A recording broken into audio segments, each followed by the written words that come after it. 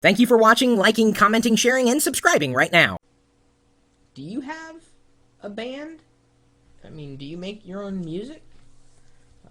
If you do, that's cool. I mean, especially if I'm able to play it back during the course of a day here on the live video stream at live.pirillo.com. And, if I don't have the permission from the artist or the person who owns the music, it's kind of tricky to play music back, especially since I kind of have I don't know if you'd call what I do really a radio station. I mean, if I'm playing music, I guess it is. I'm not really a DJ, but I do like listening to music. A while ago, I met Thomas Dolby. Yes, that Thomas Dolby. She blinded me with science. That one. At, I believe it was downtown Seattle for, it was a meeting of the minds. And I was sitting on a panel talking about how to market music online using the internet and whatnot. And it's been a while since that happened, and I was reminded of it and really interested in sharing more information about music marketing because I know a lot of people out there make music. And Alec Homburg, age 13, known as iDrummer in the chat room, says he starts out the email, this top 5 list, to create notice for your band. He says he was doing Googling, and so I don't exactly know what that means, other than he's been doing research, and or quite possibly, since his handle is iDrummer, he is in a band. So they're starting him young. Number 1, people. First, you're going to need to know some people who are into your music and the type of music you wish to create. Ways you can find people are look around your school, work, programs, etc., and just start a friendly conversation. Usually, this takes some time to find the right people because there are so many different people, but you're going to have to wait for a little bit and look. When you get around to the band part, mention you're looking to start a band, and if you're interested to know if he or she would like to join. If their reply is no, ask him or if he knows anyone that is musically talented. More than likely, 13 years old, he will know a few people if he plays an instrument. The more people you have, the more they will take you seriously because they see that you have spent the time getting people together and being organized about it. And I think by they, your intended audience. If you get desired amount of people, make sure everyone is okay with their band members so there's no dispute between one another. When band and you are settled in with one another, you can come up with a name. This may be hard, but if you're doing this for a living, make sure you think extra, since you probably will have to live with it if you want to stay noticed. And it's a very fresh perspective. From the eyes of a child. Are shining through. Ideally, that's how it would happen. In fact, I think I'm no longer 13 years old, obviously, or maybe not so obviously, and at some point in our childhood, have we all either started a band or talked about starting a band with friends, even though none of us were really talented, as it were? Step number 2, recording and or covers. Most artists out there start by doing cover songs. Those are songs written by other artists, and then you play them back with your own style. You could go right into recording, but it's good to know your band's weaknesses and strengths in music. Start out with a couple of simple songs. Once you get the hang of it, how everyone plays, then go for the hard songs and start recording. Recording is a major deal. His words, not mine. There are many ways to record. If you have some extra cash, like around $2,000, then you can buy an okay set of recording equipment. Best chance you have is to get good recording equipment. Just walk into a store and look for bargains. There's one in just about every major city. They have tons of everything in there that's humanly possible for music, unless you play cello. Don't know why he's singling out the cello people. Maybe there's not a lot of cello bands out there. But otherwise, most people cannot afford that. You can save money in the long run if you can. Get it professionally done. It's usually quite cheap, but before picking a recording place, do a little research on them. They may be really cheap, but they may have bad quality recording equipment. Also, they sometimes don't supply you with instruments, which means you have to haul your amp, guitars, drums, basses, chords, etc. They do sometimes, but it seems different that might throw you off your groove if you're using equipment you're not familiar with. There's also two ways to record. There's 2-track or 4-track. 4 tracks tends to come out better with better quality since you record an instrument at a time, but 2-track is faster and easy to do. In 2-track, you record the band, then the singer. 2-track is cheaper, but lower quality, or at least you're not going to have as much opportunity to tweak each particular part of the final product as you're building it up in production. But, you know, to tell you the truth, and I think a lot of bands are going this way, do it at home. The tools are right there in front of you for any operating system, really. Get a good mic and, you know, mix at home. Why wouldn't you? If there's let's hope that doesn't happen with your music. Oh, well, I think the lag is happening with the live video feed. Thank goodness it's, you know, recorded now. Well, at least the time that I'm recording it.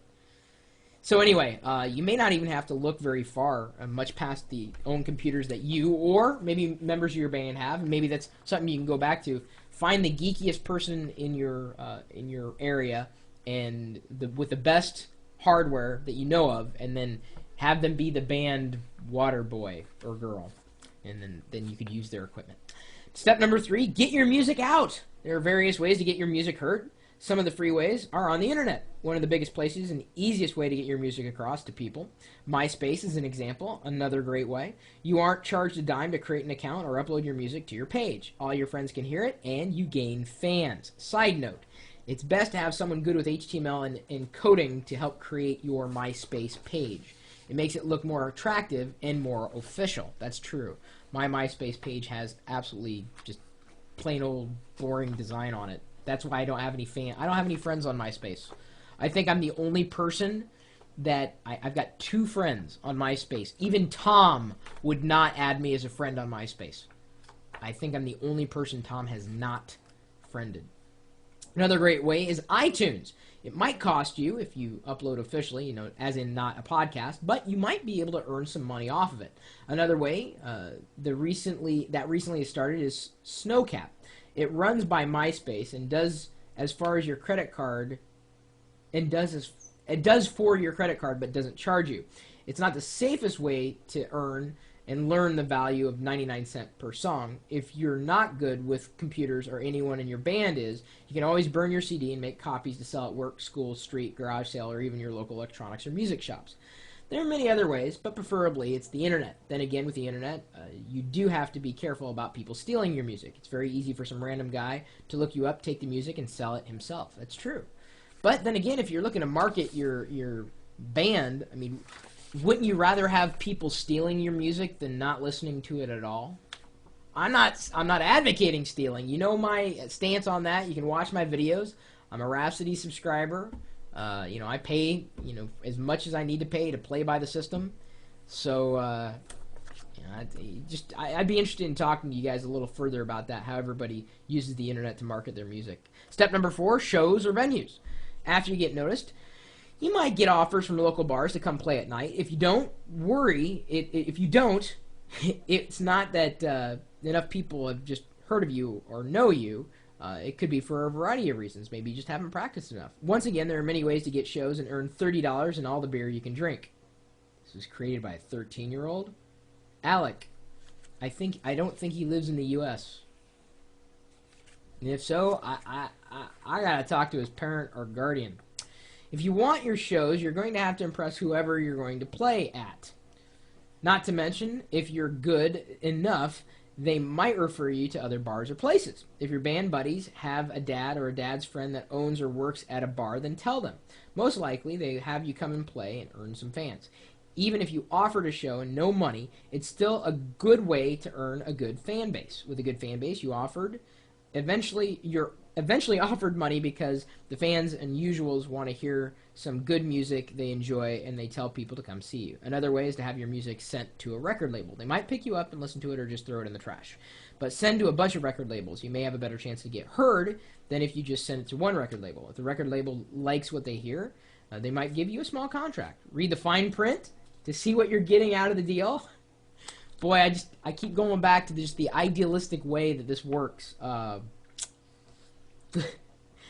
The books, they book and show you perform, get paid. Not a very simple process, but some to read up on for more detail if interested. You know, I think record labels are going to have to change what they do in this entire equation. I don't know if they're as important as they once were. You know, you've got a better chance of getting seen and pushing your own stuff out on the internet than you do going through anybody else. And of course, when it comes to contracts, you got to talk to a lawyer. You can't just read the fine print yourself and assume you got everything. You know, lawyers are expensive, but what's more expensive is getting caught in a deal that you're not sure of. Step number 5, here comes the bottom line, marketing. It's complex, but it's simple if you think about it. Throughout these steps, he was given ways to market music, but once you have a pretty big fan base, at least 1,000 people, it's time to decide whether you want to market products. There are very simple ways to do this online, creating products for the band. We've talked about Zazzle before. There's also Cafe Press. You can also get a mini store to post onto your band's webpage. A very common thing to do nowadays. That's where you're likely to make some money too. You know, selling T-shirts, selling accessories. It's a little tricky because anybody could sell an accessory with your logo on it. You have to figure out where your hook is. Where is it original? How can you prove that what you've got is original? And that maybe comes down to trademark or copyright. And making sure that your fans are supporting you, not necessarily somebody else who's taking your image and running with it.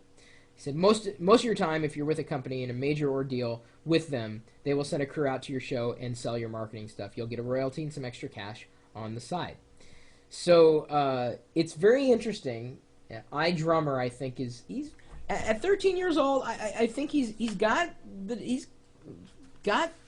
the basics down. Some of the finer points, I think, will need to be looked over before anything. This, I think, though, outlines, and I think you kind of got that with my ad hoc comments. This is more like the old way of doing things. And the new way of doing things really is just all on your own. I mean, he's mentioned some tools in here. There seems to be riding a cusp between the way things used to be and the way things are today. But I think, as we roll forward, they're going to be less about what happened in the past and more about what's going to happen in the future. You have every opportunity to take control of your own brand and your own band. Certainly get as good of a surround yourself with good people, surround yourself with good hardware, surround yourself with talent, and you'll have made magic and music, hopefully. So I'll be interested in watching iDrummer's career as it might take off when he starts a band.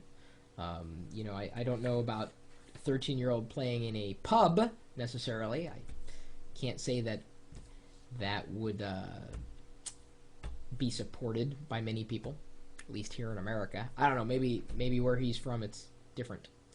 Stuzilla mentions trying to get noticed by smaller labels. It's true. Know what you're getting out of the deal. But if you can stay in control of your own destiny, I think you're going to be happier at the end of the day. My email address is chris@pirillo.com. Maybe you have started a band already. Maybe you have walked down this path and you've got a different perspective to lend. Maybe you are a 13-year-old and you've already started a band. I don't know. I enjoy reading these things. I enjoy sharing these things with the rest of the community, no matter your age. It's just interesting to talk about. I want to find out what other bands are doing to succeed online. Does it begin and end with MySpace? Just curious. Now, you're also welcome to join us in our chat room. Sometimes I am listening to music with the live video feed that goes out. You can tune in with relative ease. You just open your web browser and fly to one place. That's live.pirillo.com. We'll see you later.